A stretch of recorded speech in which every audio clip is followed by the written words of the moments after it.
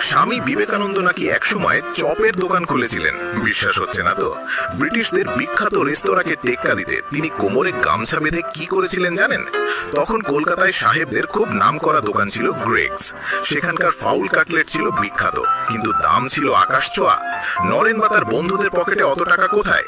বন্ধুরা মন খারাপ করে বসেছিল, কিন্তু নরেন ধমক দিয়ে বললেন, টাকা নেই তো কি হয়েছে, আমরা কি নিজেরা বানাতে পারি না? আমরা গ্রেগ সাহেবকে হারিয়ে দেব। যেমন কথা তেমন কাজ। সিমলাপাড়ায় এক বন্ধুর বাড়ির একতলার ঘরে লুকিয়ে খোলা হলো দ্য গ্রেগ ক্লাব।